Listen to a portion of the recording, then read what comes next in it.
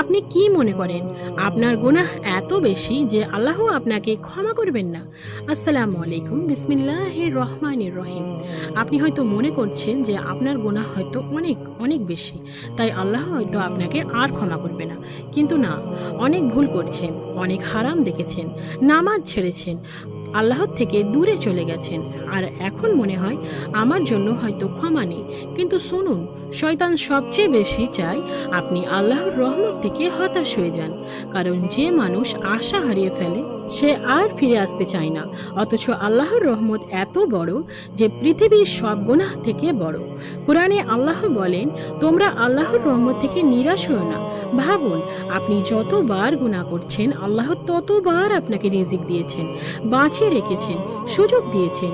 কেন কেন জানেন? কারণ হয়তো আল্লাহ এখনো চান আপনি ফিরে আসুন। তাই শয়তানের কথাই বিশ্বাস করবেন না।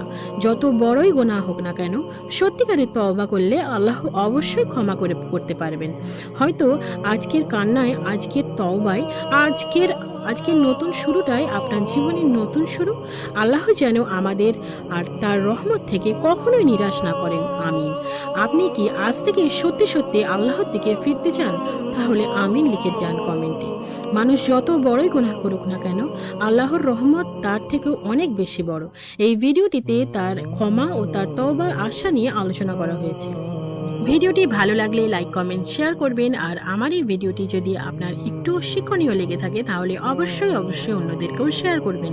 আর হ্যাঁ, আমার এরকম ইসলামিক রিমাইন্ডার প্রতিনিয়ত পেতে আমার চ্যানেলটিকে এখনই সাবস্ক্রাইব করুন এবং পাশে থাকা বেল আইকনটি ক্লিক করুন, যাতে আমার প্রতিটা ভিডিওর প্রথম নোটিফিকেশন আপনার ফোনেই যায়। আর হ্যাঁ, অবশ্যই আপনার মতামতটি কিন্তু কমেন্টে জানাতে ভুলবেন না। ধন্যবাদ।